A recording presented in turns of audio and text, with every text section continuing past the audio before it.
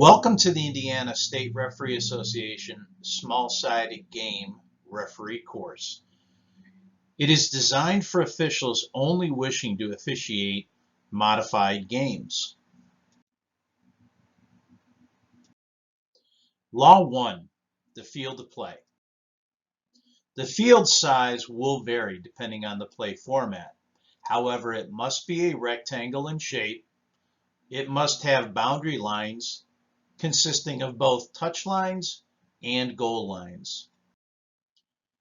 The U.S. Soccer Player Development Initiative mandates that the field size be adequate to assist in the development of players based on age.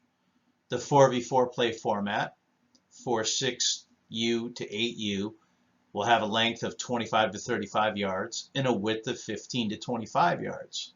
7v7 is for the 9U to 10U player, and the lengths are slightly bigger, 55 to 65 yards in length, with a width of 35 to 45 yards.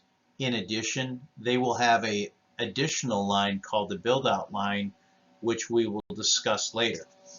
And the 9v9 field, 11U to 12U, is a length of 70 to 80 yards with a width of 45 to 55 yards. All field markings will still be present in the 9v9 game, as well as the 7v7 and 4v4 play format. In other words, there will be a corner area, a halfway line, a center circle, a center mark, and a penalty area.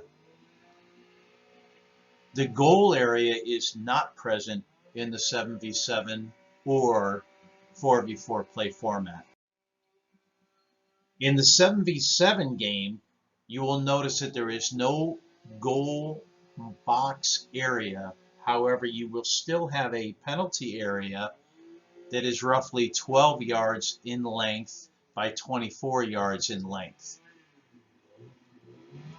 The build-out line helps develop players in building out of the back, as well as introducing the law of offside to them. In terms of field safety, safety is always the priority of the official.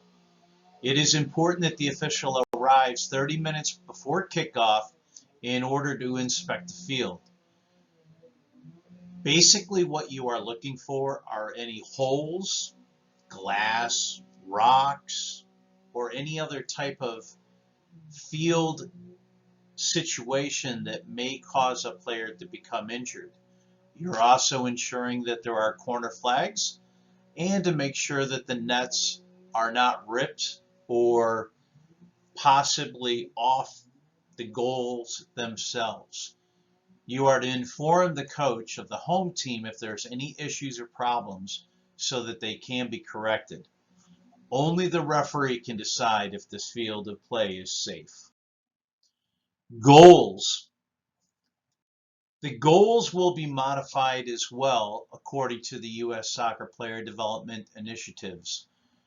The 4v4 play mat will have a 4-foot high goal with a 6-foot width. The 7v7, 6.5-foot goals with a width of 18.5 feet. And the 9v9 game format will have goals slightly larger at 7 feet in height, 21 feet in width. The width and the height of the goals generally increase as the player's age level increases. When we discuss goal safety should be a top priority of the officials. The goals must be anchored to the ground, either using weights, sandbags, or stakes, or in a permanent structure in order to make sure that the goal itself cannot be tipped over on a player.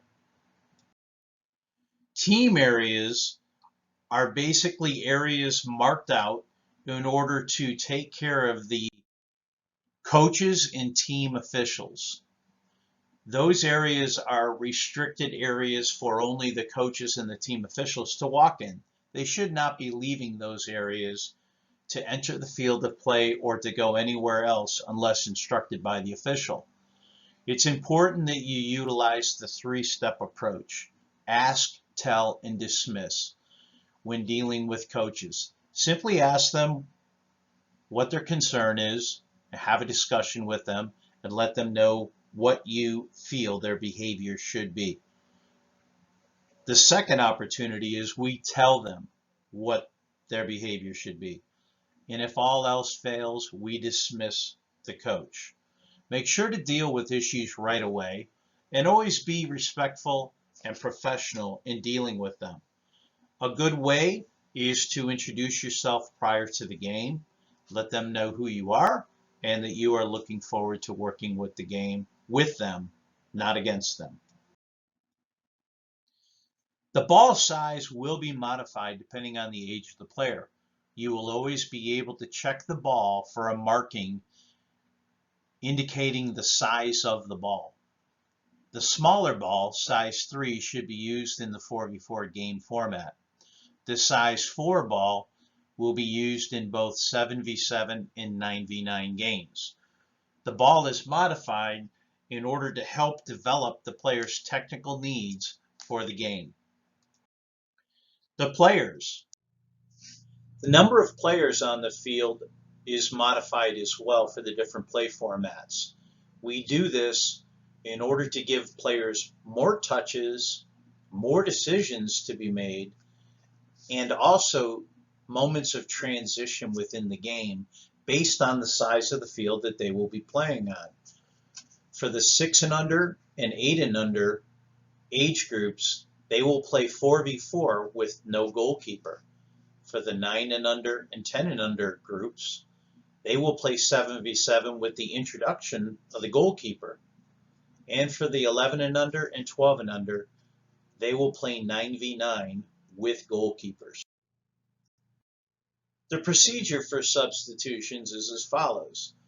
During a stoppage of play, a team that has possession of the throw-in may substitute players. Prior to a goal kick, either team can substitute players. After any goal or at halftime, overtime period if applicable, players from both teams may substitute. If both teams have a substitute ready, then both teams may substitute on a throw-in. Once the referee allows for the substitution to take place, the player being substituted may exit the field at any point, with the player that is substituting into the match entering at the midfield line. The player's equipment. The requirement for the player's equipment is simple. Footwear can come in the form of a cleat, as long as it's not metal. Most players may, at the younger age, simply wear sneakers, which is totally fine. Shin guards covering the shin area that are approved, socks, an alternate color of the team that they are playing, shorts and a shirt, again, should be alternate in color from the team that they are playing, and a jersey with numbers. The goalkeeper will have a color that will distinguish themselves from either team's field players. Now, you may run into some teams that have jerseys in similar color, but from different teams because of possible club passing. That's totally fine, as long as the two teams are distinguishable. Law 5, the referee. The referee's duties. The referee's duties are to enforce the laws of the game, specifically upholding all elements of laws 2 and 4. They are the ones that indicate the correct restart after a stoppage. They keep time and a record of the game. They control the game with the help of the referee team. They act on advice of the referee team if the referee did not see something, and they only allow authorized persons onto the field. The referee will stop, suspend, or terminate the match due to infringements of the laws of the game. They may stop, suspend, or terminate the game due to outside influences, such as lightning or other occurrences. They may stop the match if a player is seriously injured. They will apply the advantage when a foul has been committed. However, the team in possession has a distinct advantage in stopping the game when unnecessarily hinder the team in possession. They'll take disciplinary action against players who are guilty of cautionable and sending off offenses. And they will also take disciplinary action against coaches who behave irresponsibly. Remember, ask, tell, and dismiss. The 7v7 play format will only have one match official assigned. They will utilize the build-out line to assist them with calling offside. However, occasionally you will have ARs that will be added when available. The positioning for the referee is in the center of the field with the ARs in opposite sides and halves of the field. You'll notice that the referee doesn't necessarily run a straight diagonal. They almost run in an S-shaped form in the gray area in order to keep the play between themselves and the assistant referee in that half of the field. The positioning should keep as many players between the referee and the assistant referee as possible. This will allow them to maintain an appropriate distance from the play and be able to keep all action between at least two of the three officiating members. The other match officials in the game, Law 6, will have the assistant referees assisting with balls that go out of touch, fouls in the general area of the assistant referee that are not seen by the referee, as well as assisting with any other duties assigned by the central referee. Those duties will include when the ball has crossed out of the field of play, when a team is awarded a throw-in, goal kick, or corner kick, when a player should be penalized for an offside offense, when a substitution is requested, signaling when a misconduct or any other incident occurs out of the referee's view, if during a penalty kick the goalkeeper moves off the goal line before the ball has been kicked, and indicating when an offense has been committed whenever the assistant referee has a better view than the referee. Once again, in regard to positioning, the assistant referee should always be even with the second to last defender, or the ball if it happens to be closer to the goal line than the second to last defender. Utilize the diagonal system of control, again, to keep as much of the play between two officials as possible in order to recognize any situations that occur during the game. The duration of the match. You as the referee should have a watch that you utilize with a stopwatch function in order to keep track of the time in the game. Please do not rely on your phone or another device that is in your pocket. The U.S. Soccer Player Developmental Initiative mandates that the duration of the matches in the 4v4 play format be 4 quarters of 10 minutes each. In the 7v7 play format, you'll have 2 halves of 25 minutes. In the 9v9, you'll have 2 halves of 30 minutes. One other consideration is lightning. Use the 30-30 approach. 30 seconds or less between seeing lightning and hearing thunder. A minimum of 30 minutes since the last sign of lightning before play can resume. You may have local rules of competition that might require a different approach, especially if they have some type of lightning detection device at the site. The start and restart of play. The coin toss is conducted prior to the start of the game between the captains from each team and the referee crew. The flipping of the coin will be called by the opposing team or the visitor. They will call heads or tails. Should they win the coin toss, the winner gets to choose which half of the field that they will defend in the first half, or possession of the ball at kickoff. The non-winner gets the remaining option. In the second half, teams switch sides, and the team that wasn't awarded the kickoff at the beginning of the first half receives the kickoff in the second half. All players should be in their own half.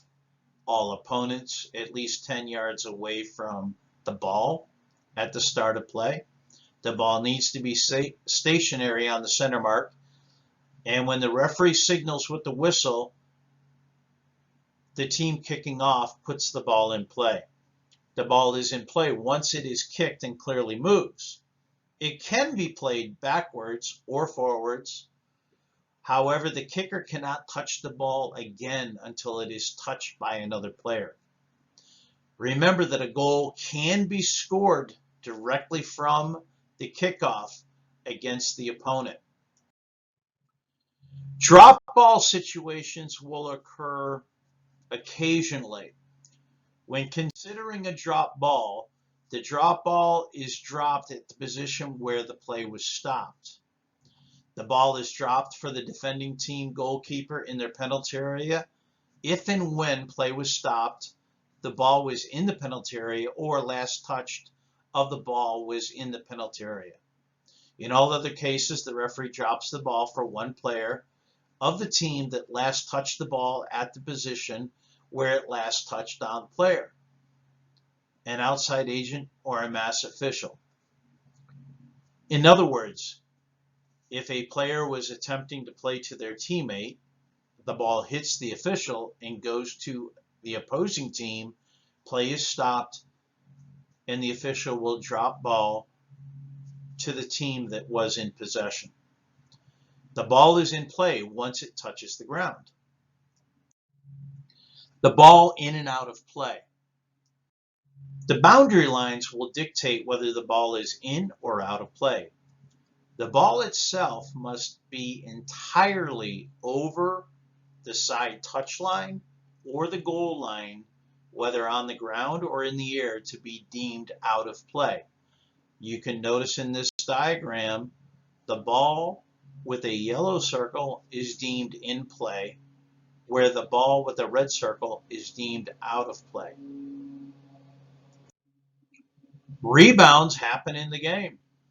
Any ball that deflects off of either the goal post, the crossbar, or even the corner flag are deemed in play. In order for an attacking team to score a goal, no goal is scored directly from an indirect free kick, any free kick into the kicking team's own goal, a throw-in, or a drop ball. The ball must entirely pass over the goal line, either in the air or on the ground, between the goalposts and underneath the crossbar, in order to be considered a legitimate goal. Law 11, offside. A player is in an offside position when he or she is nearer the opponent's goal line than both the ball and the second to last opponent. Nearer to the opponent's goal line means any part of the player's head, feet, or body but not including the arms, is closer to the opponent's goal line than both the ball and the second to last opponent. It is not a penalty in itself to be in an offside position. The attacking player is in an offside position because before the ball is played, he is closer to the goal line than both the ball and the second to last defender. While in an offside position, his teammate plays him the ball. He then becomes involved in an active play by touching the ball and should therefore be penalized for an offside offense. Although the attacking player receives the ball behind the second to last opponent, he was not in an offside position at the time the ball was played by his teammate, so there is no offense committed. Interfering with play is defined as playing or touching a ball passed or touched by a teammate. Interfering with an opponent means preventing an opponent from playing or being able to play the ball. Gaining an advantage means playing a ball that rebounds off the goalpost, crossbar, or an opponent. Note that there is no offense if a player receives the ball directly from a goal kick, throw-in, or a corner kick.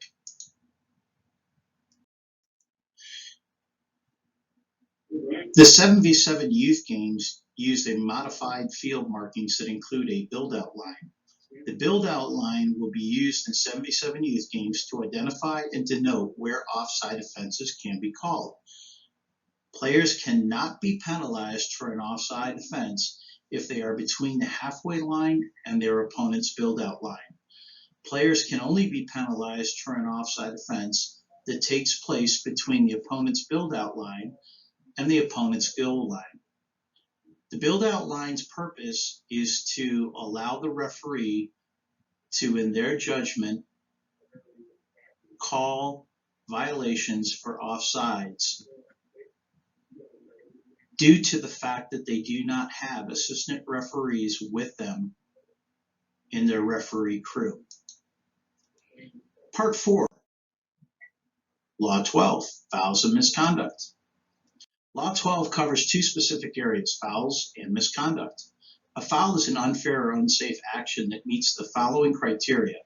The action is committed by a player against an opponent or the opposing team on the field of play and while the ball is in play. If these four requirements are not met, the unfair or unsafe action cannot be a foul, but it may still be misconduct. The 10 direct free kick fouls are separated into a group of 7 actions and a group of 3 actions. For the first 7 of the 10 direct free kick fouls, the referee must determine if the action has been committed carelessly, recklessly, or with excessive force. A direct free kick may go directly into the goal without another player making contact with it. The referee's arm at first points in the direction of the kick, then drops his or her hand to their side.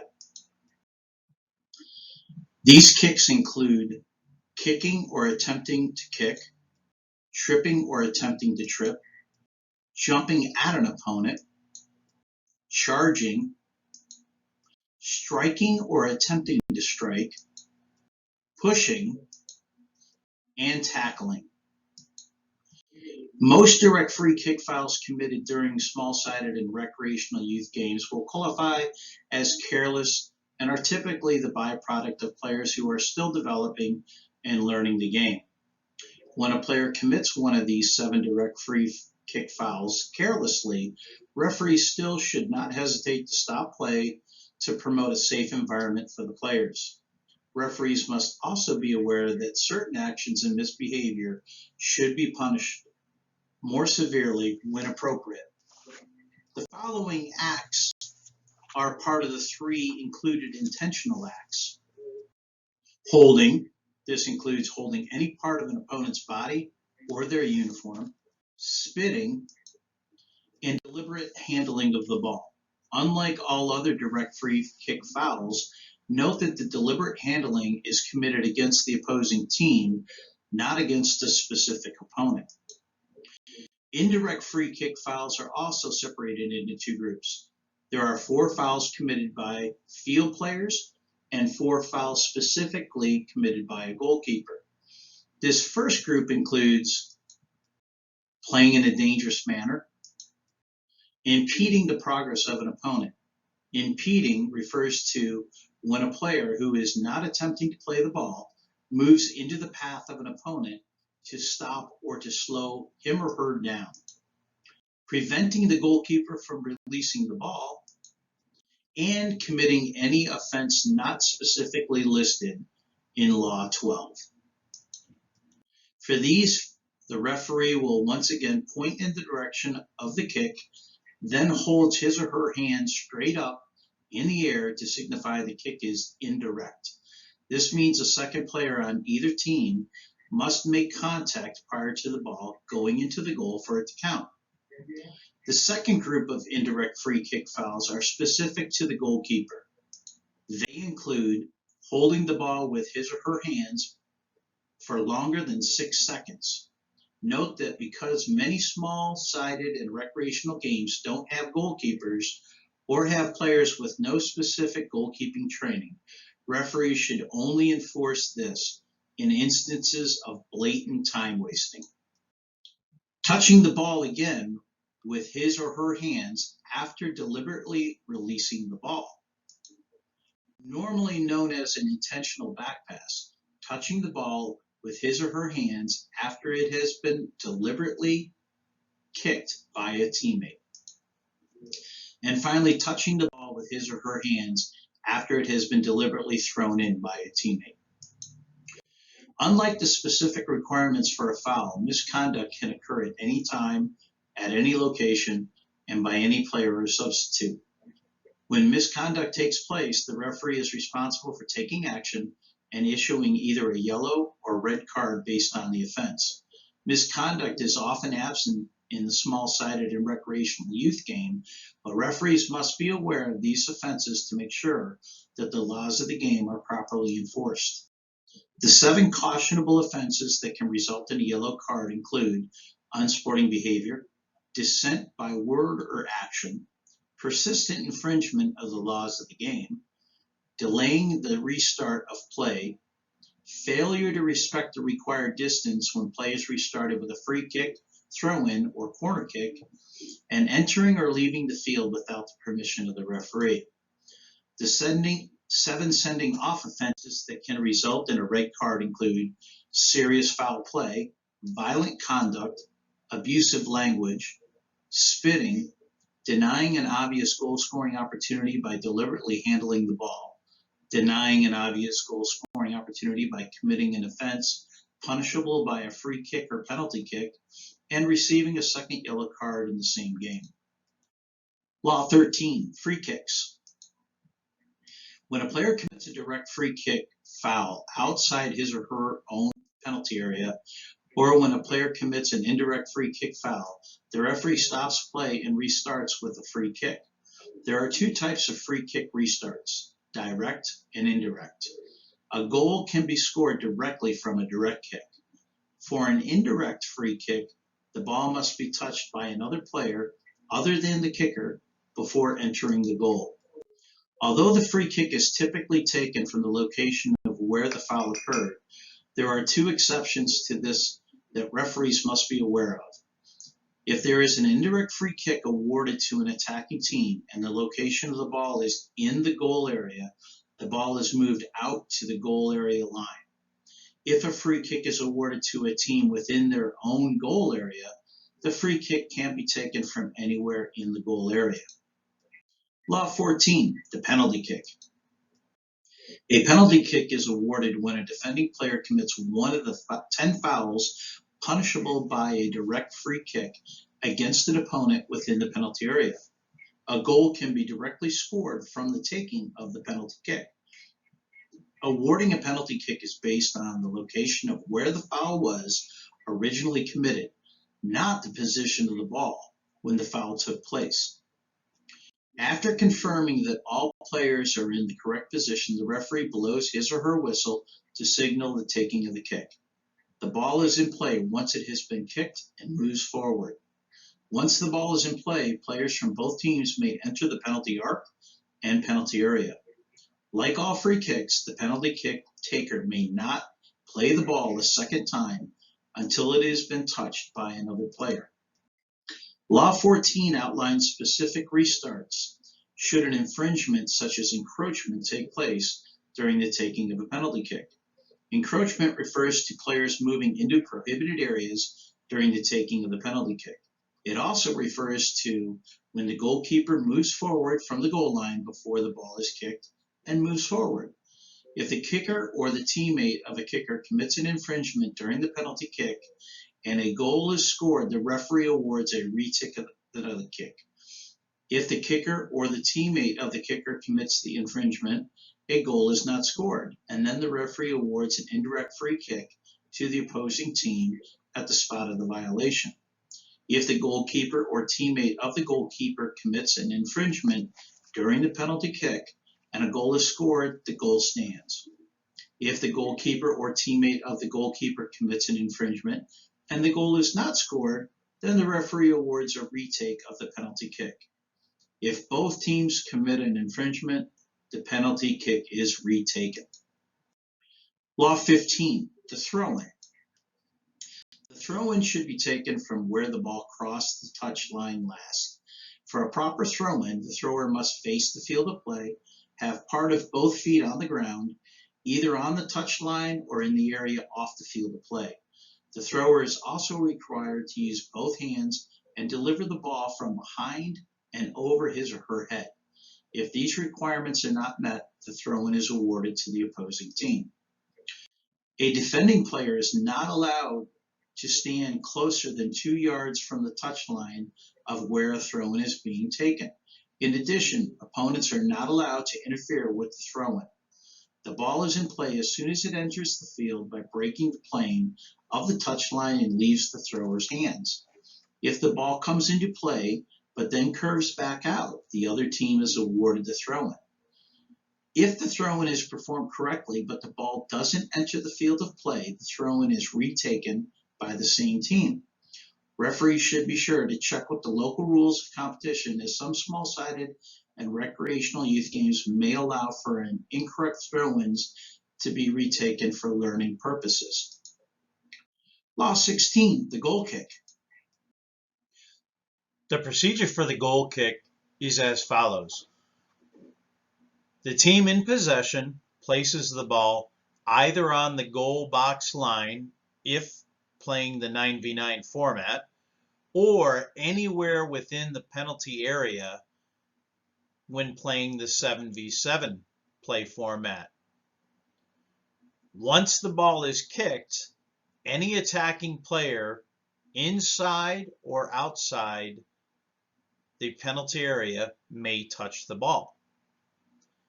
All defending players must be outside the penalty area in the 9v9 game, and in the 7v7 play format, the defending players should be behind the build-out line.